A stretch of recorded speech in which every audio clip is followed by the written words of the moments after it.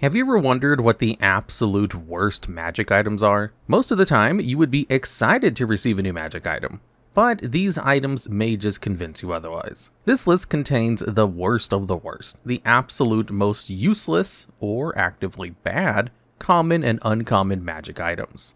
And at number 10, the most useful of these 10 items is Heward's handy spice pouch, from Xanathar's Guide to Everything. This unassuming belt pouch seems empty until you spend one of its charges as an action to create a pinch of non-magical food seasoning of your choice, or enough seasoning for one meal. Now, it replenishes charges, which means that it is always available to you at least 5 times a day, not that it will help you do much other than add salt to your potatoes. The reason this item earns its number 10 spot is because it technically can be used for a lot of novel possibilities, as it can create any non-magical food seasoning. It can create something like roux. Roux in our world was used extensively by the Roman Empire for its cooking and medicinal properties, and can still be found in some Mediterranean dishes, making it perfect for use in medieval settings, as well as likely enough that your character might know its properties, perhaps with a successful wisdom check depending on your DM's generosity, or lack thereof. Given that the item doesn't specify that the spices disappear after any length of time, this means you could stockpile herbs, spices, and so on. If you manage to stockpile enough roux, you could easily cause vomiting, kidney problems, breathing problems, and even potentially death with a large enough dosage introduced into someone's food by mistake.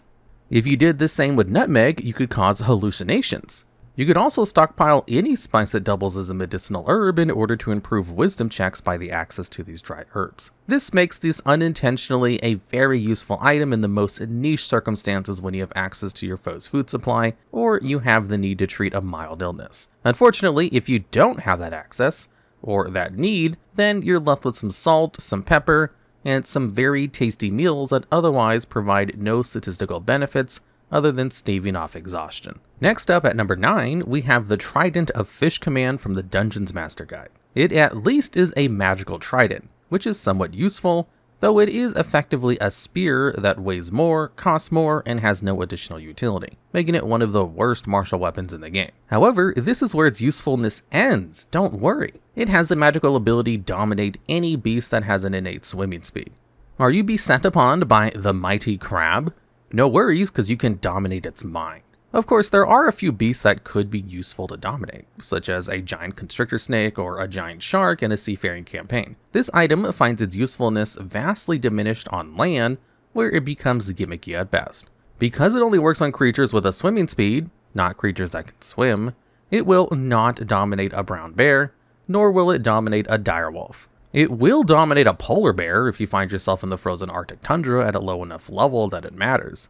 And therein lies the rub. The creatures that will be useful to dominate will mostly outlive their usefulness by the time you are liable to encounter them. Having a giant shark to defend you while you're 3rd level is very useful. But at 10th level, it will just soak up one hit or die to incidental area of effect damage from the massive area attacks and spells that you'll be encountering, like the fire breath of a young red dragon. On average, the same giant shark will tank 2 fire breaths, be unable to attack the flying dragon, and then die to a claw attack or a 3rd use of its fire breath. Since it only dominates beasts, and only those with a swimming speed, and requires you to carry around a trident to do it, thus both not allowing you to make use of the ability of the trident to be thrown, and also making you probably more ineffectual than if it were using a better weapon like a greatsword or a longsword, this item is one you should offer to another party member for something better if you ever stumble across it. And at number 8, we have the Shield of Expression from Xanathar's Guide to Everything. This is a shield, so it functions exactly as a shield would. This makes it very useful as a shield. But as a magic item, its function is to have a likeness of a face on the shield that, using a bonus action, you can change the expression of. Are you in a full helmet, but you want your foe to know you are incredibly angry right now? Simply use a bonus action and the shield will magically contort to become an angry grimace or a scream.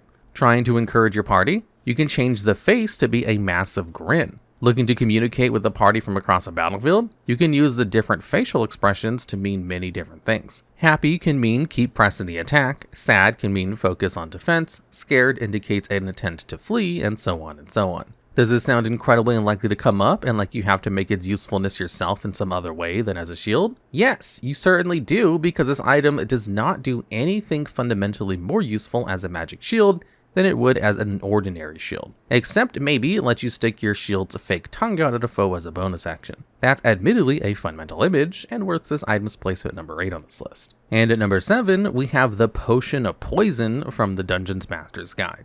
This potion is indistinguishable from a potion of healing or some other beneficial potion, like a potion of invulnerability or speed. Luckily, Identify will successfully determine it to be an actual poison.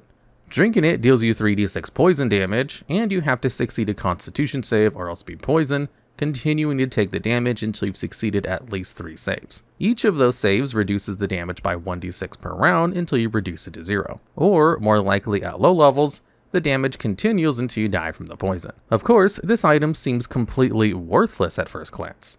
After all it does is deal you damage every round. But if you manage to trick a foe into drinking it by passing it off as a potion that it appears to be, or by sneaking it into their wine glass perhaps, you could easily rid yourself of an enemy as they find themselves on the receiving end of the damage instead.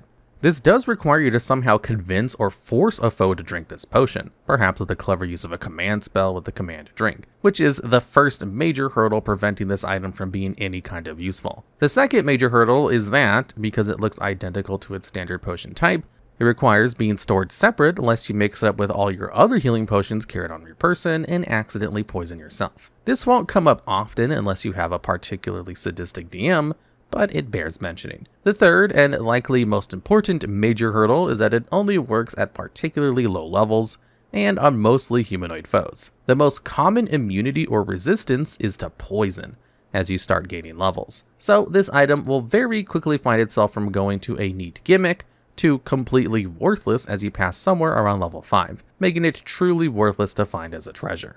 And at number 6, we have the Wand of Secrets from the Dungeon's Master's Guide. This wand has 3 charges you can use as an action to identify a trap or secret door if it's near you. If it finds one in 30 feet, it'll point straight to it. This seems very useful in theory. After all, an item that can find any trap or secret door? Amazing. Until you realize there's no protection for if there is no such secret door or trap within range, making it equally likely that you'll find absolutely nothing at all and waste one of your 3 charges on an empty hallway or a room. Great, you may think. This means you know that there's no traps to worry about. True, but a successful wisdom check will identify if there are any traps nearby as well, without needing a magic item to do so. And according to the word of Jeremy Crawford in a Mostly Lost podcast, where you would need to use the Wayback Machine to find it, after the merge with D&D Beyond, passive perception acts as a floor for active wisdom checks. This means if a character has a 20 passive perception, they will automatically detect any traps or secret doors hidden with a DC of 20 or lower, no rolls required. They may not know exactly what they found, but they will notice there is something different about a section of floor, or that there are scuff marks near a stretch of wall for no particular reason, giving a greater reason to investigate or be cautious. This actually makes the wand even less useful, as by the time your characters reach 3rd level, if you were worried about traps, your cleric can now prepare Find Traps and cast it with a 2nd level spell slot, which detects any trap in a line of sight for 120 feet. And not just one trap, but every single one. It won't tell you the location of each trap, but it does give you information on what the trap does, i.e. if it's a pitfall, a glyph of warding, or if it would shoot poison-tipped darts, giving you much more than directions to an unknown trap or secret door might do for you. Even worse, the wand doesn't differentiate between traps and secret doors, so you have no idea if it's leading to a hidden treasure room or your ultimate demise, still necessitating a check in order to discover the difference. Very unhelpful altogether. Next up at number 5, we have the Billowing Cloak from Xanathar's Guide to Everything. While wearing this cloak, you can use a bonus action to make it dramatically billow as if it's in the wind. This is a great accompaniment to a heroic speech before your armies advance. A creative player might think of a number of uses for this item, but its biggest use is as a cloak. Cloaks are useful for adventurers as blankets to keep warm at night, and as shelter from the wind and rain during travel. Am I saying this item is mostly just as useful as a standard cloak? Yes, absolutely. The Billowing Cloak is useful at accentuating inspirational speeches, but otherwise just functions as a perfectly ordinary cloak that happens to be imbued with magic. And maybe that magic gives it some additional durability that a standard cloak may not. But otherwise, if you find this cloak in a chest, you are going to be very upset that it isn't the much more useful Cloak of Protection, or something with a niche utility like the Cloak of the Manta Ray. Its ability to warm you at night will end up being a cold comfort in the wake of what it could have been. And at number 4, we have the Dread Helm from Xanathar's Guide to Everything. This steel helm makes your eyes glow red while worn. And that's it. It provides no statistical bonuses for doing so, only the cosmetic benefit of glowing red eyes. This is not really much of a benefit, but it at least isn't actively detrimental. It's just a cosmetic change. However, this does allow for it to have some utility in a few edge cases. If your appearance is known, the glowing red eyes make for a marked change that might help you disguise yourself. If you're looking to terrify someone, glowing red eyes have a historical relevance in that regard across a myriad of fictional sources. Paired with a thaumaturgy cantrip, this can make for an impressive Sauron impression that may leave your foes trembling. But otherwise, it's mostly just a helmet that changes your eye color. Inoffensive, but useless, perfect for a middling spot on this list. And at number 3, we have the Smoldering Armor from Xanathar's Guide to Everything. Seemingly an echo of the item before, this is an enchantment that can be present on armor that causes it to emit wisps of smoke. Harmless, odorless smoke, in case you thought it would be useful as an inhaled toxin. Ultimately, this item is no worse than a regular suit of armor of its type, at least ordinarily. The reason this item deserves to be lower on this list than the prior 2 entries is that it comes with distinct downsides. In tight confined spaces, this item could fill a narrow passageway with smoke, obscuring your ability to see, though possibly also obscuring the ability of your opponent to see you. And if you're trying to be stealthy, this armor could give away your approach just as much as you were actually smoldering. Hiding behind a table or collapsed pillar with this armor is now actively worse, as the smoke gives away that something or someone is behind it. You could potentially use the presence of smoke as an intimidation tactic, claiming the favor of the God of Flame. But outside of its uses to threaten others, the fact that this item emits smoke is often worse than if it were just an ordinary suit of armor of its kind. And at number 2, we have the Staff of Adornment from the Xanathar's Guide to Everything. This is a staff that has a magical enchantment, but is not a magical quarterstaff. So you can say goodbye to overcoming the resistances of a Hezro by striking it with this staff. While it does function as a perfectly mundane quarterstaff, it has no specific enchantment to allow to overcome resistances. A quarterstaff that is enchanted versus a magic quarterstaff. Of course, that would imply that it grants you magical abilities or the ability to cast a spell from it. Unfortunately, that is not the case. What this magic staff does is allow you to place objects that weigh no more than a pound above the staff's tip and hold it suspended above. You can have 3 suspended items above the staff at any given time, and you get the powerful ability to make them spin or turn in place. Slowly, that is, in case you thought it had some kind of usefulness. The examples they give of objects that would be appropriate are a shard of a crystal, a stone, or an egg. So if you want your wizard to train to be a fantasy hibachi chef, perhaps you can incorporate it into your routine. You can also use it to showcase your character's magical talents without expending any real magic, or as part of a sideshow routine. Perhaps you could put arrows in it to make it a worse quiver that can only hold 3 arrows at a time, or maybe to hold your spell components for you so you can mystically float about. The only non-flavor use I can think of for this staff is to store 3 spell scrolls above it that you can grab at any time without having to fish them out of your pack. Unfortunately, there is no protection from someone else just grabbing an item stored above the staff, so a foe could just as easily steal your scroll or spell components, or egg, and there goes your breakfast.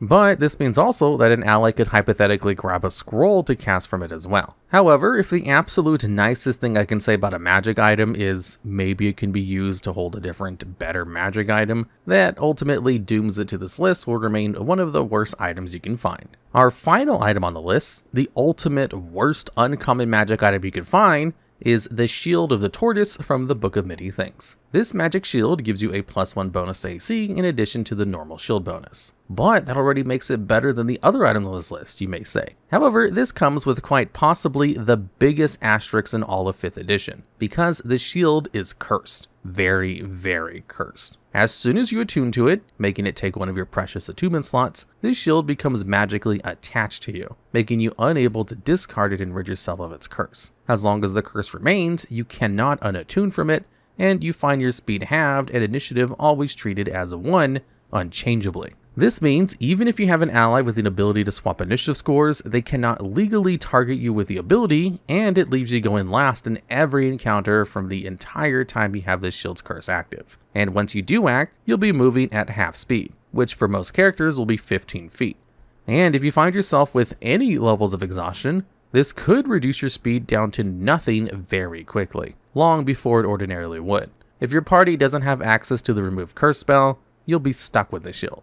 And if you're traveling on foot, you'll double the length of the time it takes you to get anywhere. If you planned your rations out to exactly last until you get to your next town, good luck foraging for any. And given that this is a curse on a shield, it almost is certain to be on a character who wants to get into melee and strike at their foes, which this shield makes it all but impossible to do. Truly one of the most diabolical magic items you can find in the wild, and definitely the worst to be saddled with on this list, because you're actually stuck with it, making you actively worse until you remove the curse. And even if you do, it isn't usable for anything without cursing yourself over again.